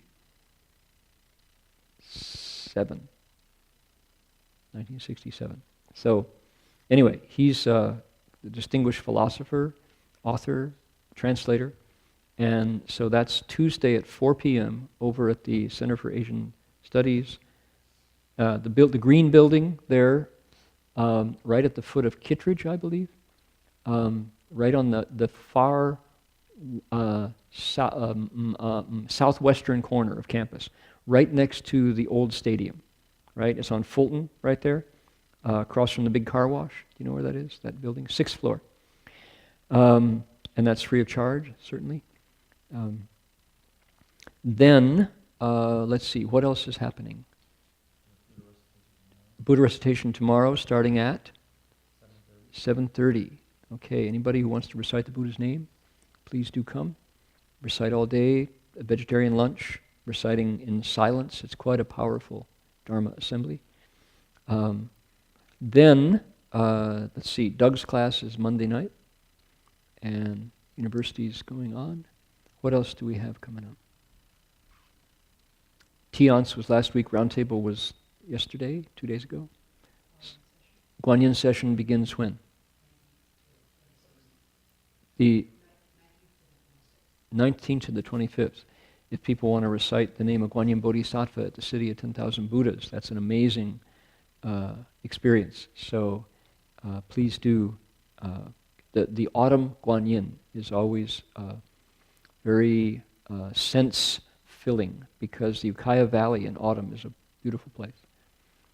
It's chilly in the morning, it's hot in the afternoon, and the autumn really comes to that Northern California valley. So, all right. I'm going to throw the projector on just to show a few more of the photographs that came from the trip to China, and you can all help me sort through them, because these are some that I haven't sorted. You're going to see them raw. I have 5,500 photographs to sort, and I was a little bit overwhelmed, a lot overwhelmed. So you all can help me look at some of these, and I'll tell the stories as appropriate.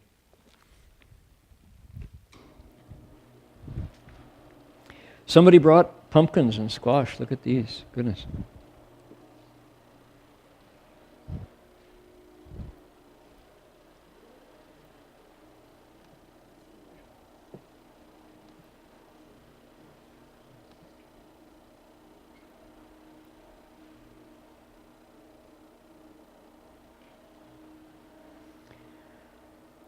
What I thought might be interesting would be to oh,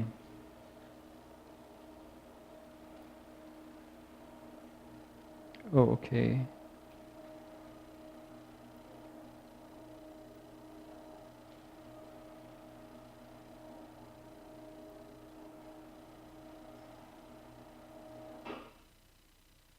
Yeah.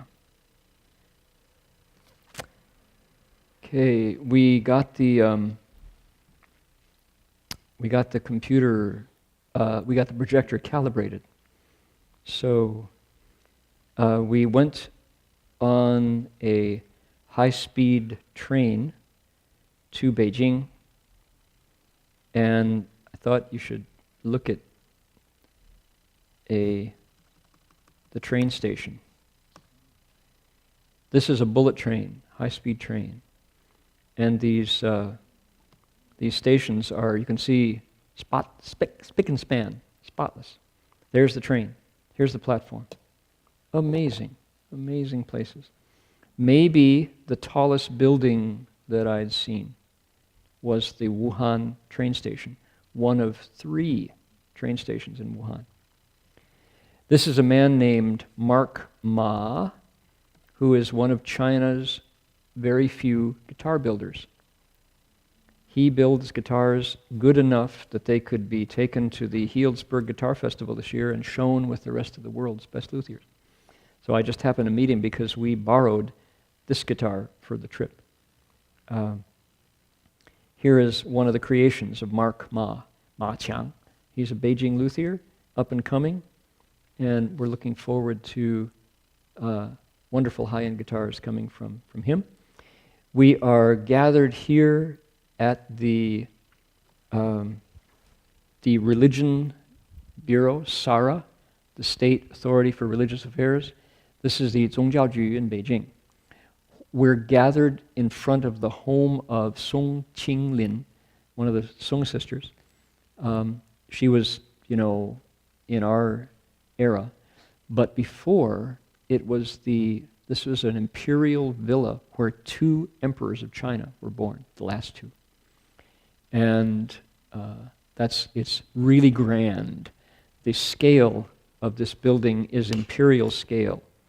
Here are some of you can tell how important it is by the size of the lions, right? And these are big lions. Here they are. These are imperial lions. Check it out. So we go there because these are the folks who publish our books. This is Miss Dai, who is our publisher. She's gone up through the ranks since we first started going there. And she is a very competent, capable publisher and manager. This is her boss, Shi Yanpeng, Mr. Shi, who has been here, been to CTDB. He is her next up. He's in charge of a larger chunk of the publishing.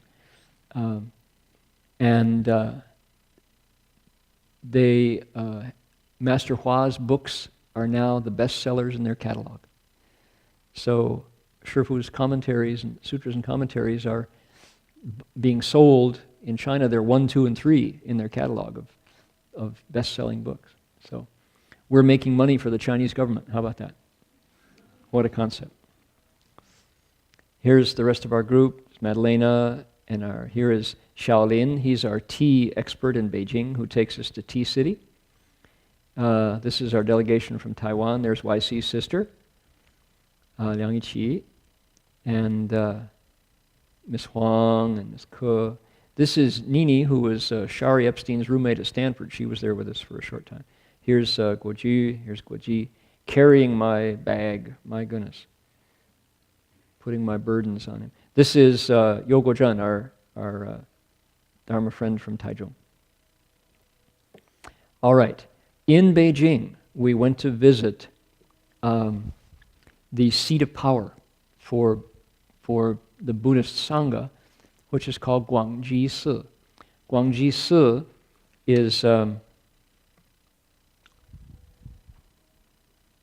was protected during the Cultural Revolution. The Red Guards couldn't get to it. And that makes a huge difference, because you get a flavor of what monasteries used to be like. This was an imperial monastery. The emperor would come here and cultivate. And the monk in the middle is Yuanjie, our master Yuanjie, round awakening, perfect awakening. He's a very nice monk, super sincere, and he's got a very interesting physiognomy. His head is very funny shape, and he looks like an arhat, He's just straight shooter, just a real prince of the church, And he's in there doing the ceremonies. He's the abbot of Guangji Si. And it's the seat of power because the Buddhist Association of China's offices are in Guangji Si. Now, we have this bell over here. We've got our handbell, right? Very nice one, very pure sound. But this handbell was made in Taiwan 20 years ago. This nice wooden fish made of solid ebony, very clean sound, right? This was made in Taiwan about 20 years ago. The daily stuff that they use at Guangji Si is all Ming Dynasty stuff.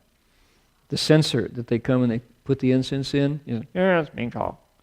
That's 那个Guangji 那个时候我们这故宫没有的上我们这个 The imperial palace doesn't have anything to compare with this, he says. This is a real thing. He goes, see this vase here? That came from the emperor's palace back in about 400 years ago.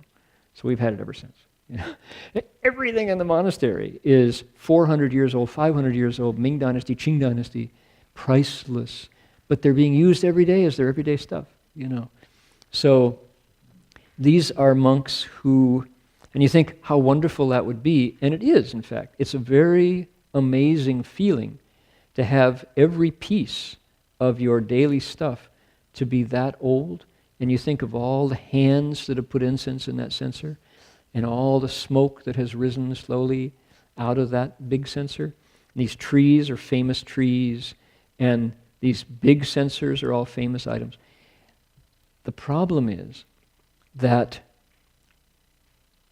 if you decide you want to innovate, if you decide you want to change it up because people need something new and different, a new generation, very difficult to change because you're pushing against 500 years of how it's been done. Who are you to think you can change it? You know, this way of lecturing on text, playing a guitar at the end, and if we want to talk about this or that, we don't have to ask twice. This is the bell tower at Guangji. We can do it. Because why? There's nobody here to tell us no. We're responding to the moment. And the church is not as important as the people in it. But as soon as the institution becomes more important than the people in it, you've moved from the Dharma proper age to the Dharma image age. And you have to go to a place, now this has been repainted, right? But this is probably what it looked like in the Ming when the emperor would walk under the eaves and go light incense. Take his kids in so that they would learn to be Buddhist too. So it's a two-edged sword, right? Tradition is wonderful, having a monastery like that. But once you build the church that big, it's institutionalized and you obey it. You become a church person. So, you know, I could see both sides to that.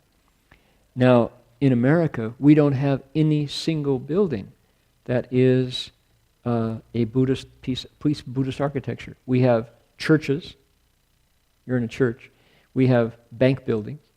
We have a mental institution, City of 10,000 Buddhas. We have a Salvation Army, Gold Buddha in Vancouver. We had a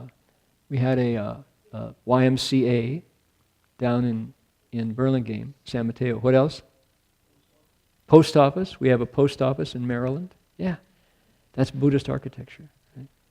All right. Now, we went to Hangzhou. And in Hangzhou, our first visit was to a monastery called Tianzhong Chan Yuan, the Chan Hall of the Bell of Heaven. Bell of Heaven Monastery. It's, heaven, celestial bells. Dong, dong. What do the bells sound like in the heavens? Well, go to Tianzhong Chan Yuan and find out. Here is a incense burner. You can see the incense sticks. Incense is everywhere in China. This pond, you can't quite see the blue here, the peacock blue, but it looks like this, downstream a little bit, like that. And they say, of course, they will tell you things like this, but they say that there's a dragon in this pond. This is a longtan. And they know it's true because when there was a drought, the monk here called on the dragon, and the dragon responded and made the rain fall. Of course, you have to know how to do it. You have to know dragon language. You have to give them something they like. But how about that? You know. Now they claim you can drink this water. I didn't. But that's what they say. And they welcomed us like this when we showed up. Everybody had flowers in their hands. Some were kneeling at a certain point, some were bowing. They had a monk up here with a conch, blowing through the conch shell, and the bells were going off and the drums. They were impressed with who? With our teacher, with Shifu, Shangren. So they wanted to welcome us. It was a very warm welcome. And you can't drive here. We had to walk for half an hour to get up there. You only approach it on foot. Half an hour away. The parking lot is half an hour away. No matter what, you walk up half an hour. So it's surrounded by parkland. This is in a national park outside of Hangzhou. So the setting couldn't have been better. And We were hungry and sweaty when we got there, so we were greeted with a pretty tasty vegetarian meal that was mostly grown there. Most of these veggies came from their garden. This is one of the better meals. Not a lot of oil. So, yeah. All right. This is here's the monk who was the abbot there, a monk named Jueming, a real calligrapher, an excellent calligrapher, they say, and somebody who is sincere in wanting his disciples to understand the Dharma. Okay, one more here that I want to share with you.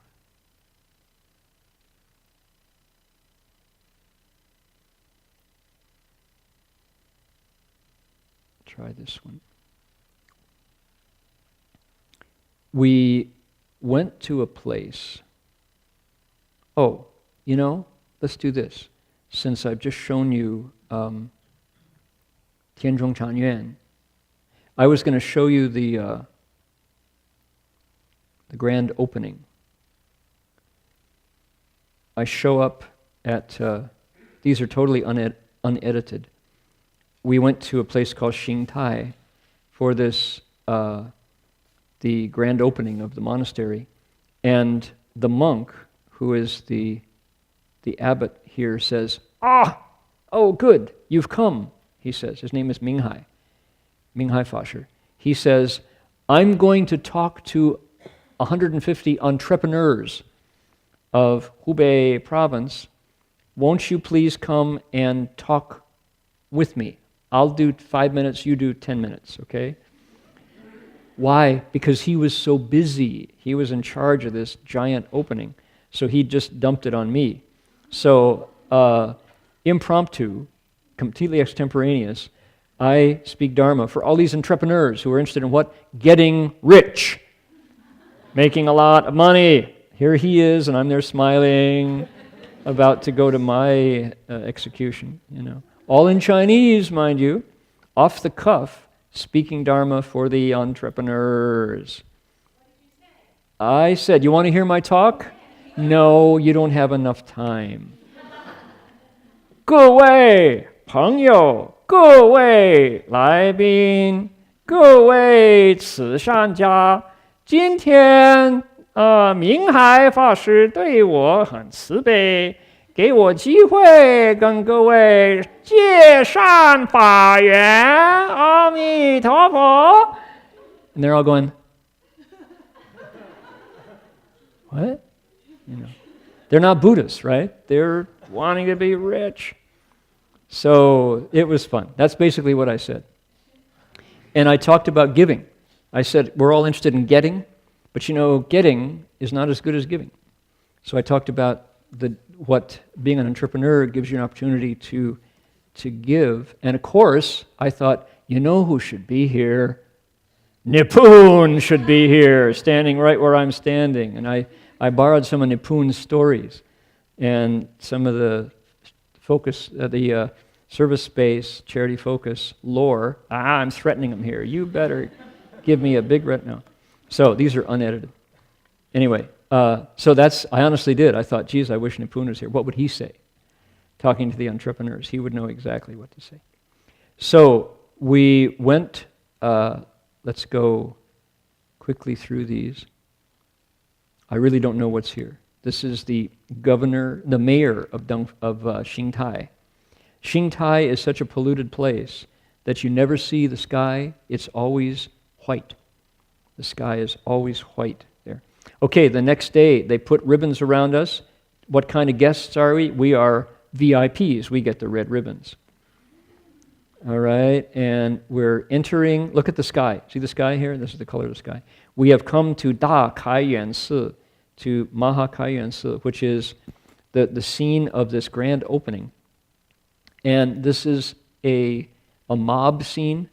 10,000 people are going to show up here during the day as the monastery gets inaugurated and the new abbot gets enthroned. So, Da Han, Ming, Han. Okay. Luo Cheng Kai Guang Ji Ming Han Da Shi. So great master Ming Han is becoming the new abbot. Here is Xie Guozheng. Oh, here we go. Xing Tai Da Kai Yuan Si Luo Cheng Kai Guang Sheng Ming Han Da He Shang Kai Sheng Zuo Qing Dian. Right? So this is a huge, huge urban monastery. These are fireworks about to go off. At the end, there's some on the other side. This place used to be like a quarter of a mile in area, and now it's down to a couple city blocks. It's massive. This city was a center of commerce for centuries, and then, of course, it got shrunk for various reasons. But it's still, okay, in the next courtyard, there are a lot more people waiting, right? And as we go back into the monastery, more and more people are there waiting. And we're told what we are supposed to do. This was our guide, taking us back into the monk's room where the new abbot is about to be inaugurated. And these are all the muckamucks from Snow Mountain Monastery in far-off America, among other places. I'm in the front reciting my beads here, waiting for everybody to show up. And the monk who is ahead of me is the head of the Buddhist Association, who is aged, and they're taking good care of him. Okay, here comes the ceremony. The ceremonies start out at the gate, and they come progressively forward through the monastery. And the people start to accumulate. Oh my. These are all the nuns standing in the outer court, the 500 arhats. Now, why does everybody have their hands in the air? Right? Somebody said, okay, we have now opened the light, Kai Guang. We've now inaugurated. If you open your hands, you can all receive the light. And all of your troubles will go away, and all of the goodness will arise, and all of your troubles will be wiped away. You'll be happy. Raise your hands. Try to find somebody who's not raising their hands, right? Oh man, everybody wants that good stuff. They want the whammy. There it is. Look at the ocean of hands. 10,000 people standing there wanting a piece of the action. And the Chinese monks know how to do it. They deliver it. I think it was very satisfying for people who came to Da Kai and said, look at the architecture here. This place is vast. And during the Cultural Revolution, it was turned into factories, right? So it has been rebuilt and beautifully done. So Kaiyuan Si, then they did the 88 Buddhas ceremony. Look at these pictures are just outstanding, you know. This is Xie Guozheng. We're all sitting in that room waiting for the action to come to us as they go through the courtyards. And so the monks are proceeding. They've come from outside through here. And various presentations, various openings, various gifts.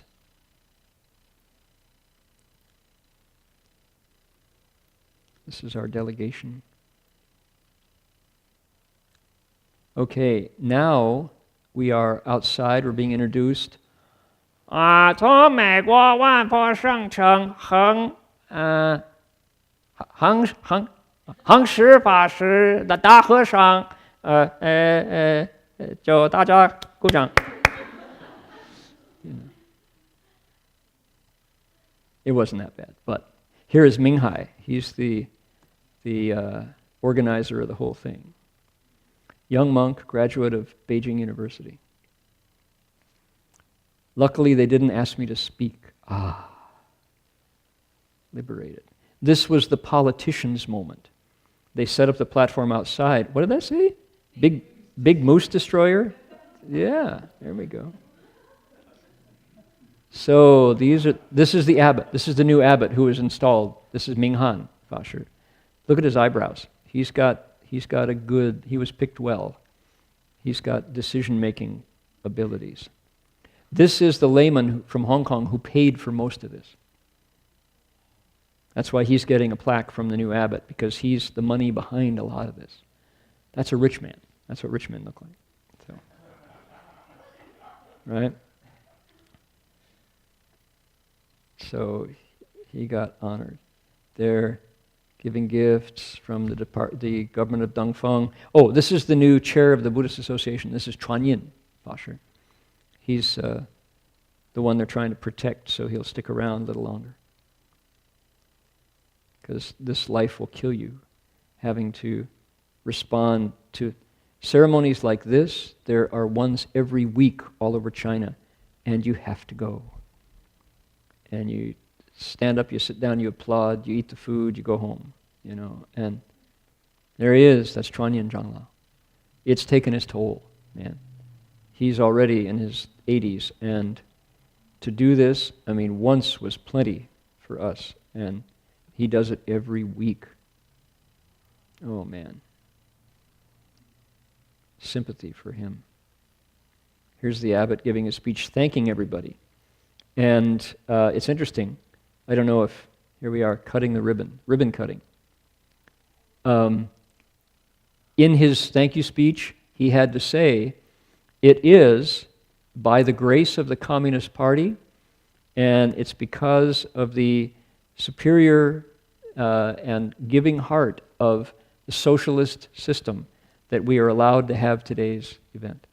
He has to pay homage to the politics of it. And I never thank Barack Obama for, allowing us, or John Boehner. It's not part of my speech. And it is the water they swim in, and they must.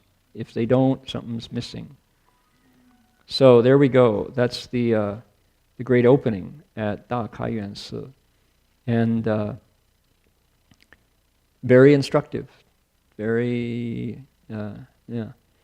I went to People's University, Renmin Daxue, to give a talk to this monk. This is a professor at Renmin Daxue, Master Wei Shan. And here I am in a classroom at People's University, Renmin Daxue in Beijing. And all in Chinese, and talking about my mom. You've all seen this slideshow anyway. So this is a college class, and to philosophy students. And they were very responsive. They're very much into what was going on. Singing the Wish to Repay song. Everybody's singing along. Playing my Santa Cruz guitar. So, there they are. Those are the students. And it was great. Bright folks. A lot of them crying as I used to meet them.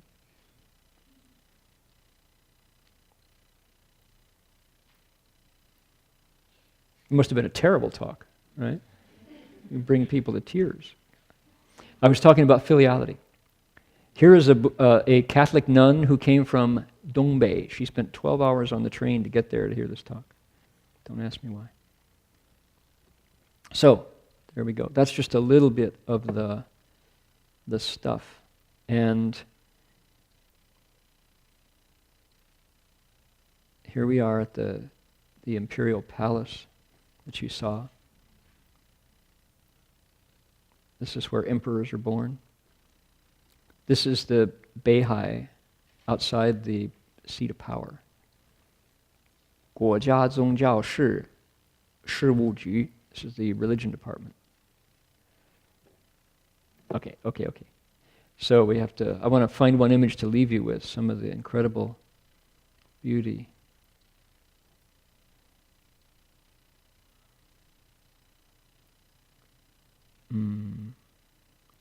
What have we got here? One more before we go. All right.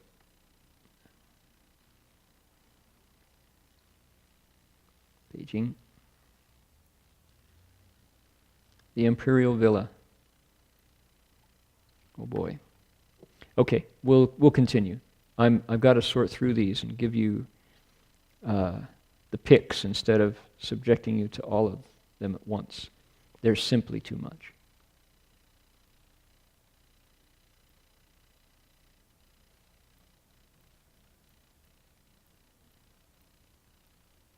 Okay. What do you do in China when there's this memory of how it's always been, and yet there's a sense that if Buddhism, like any other church, like Catholicism and the others, that if Buddhism doesn't modernize, if it doesn't start to make sense to ordinary people, it's going to only be an institution. It's not going to have any living pulse in it. So that's an issue. And so when we show up from City of 10,000 Buddhas, people get genuinely excited at the possibility of bringing the Dharma alive. And you know what's missing in China? Sutra lectures. People don't lecture on sutras that much. Certainly not like this in a couple languages, with the Vietnamese translation. It's hard to find.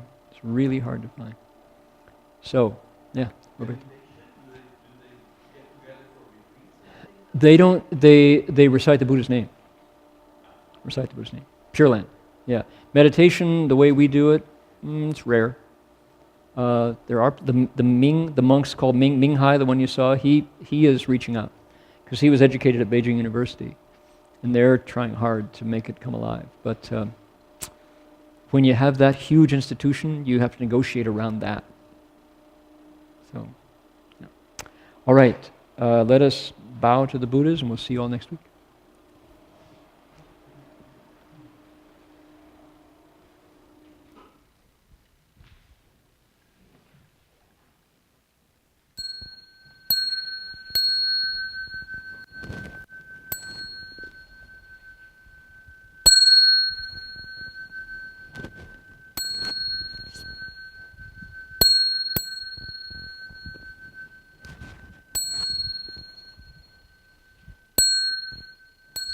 Bow in respect to the Venerable Master.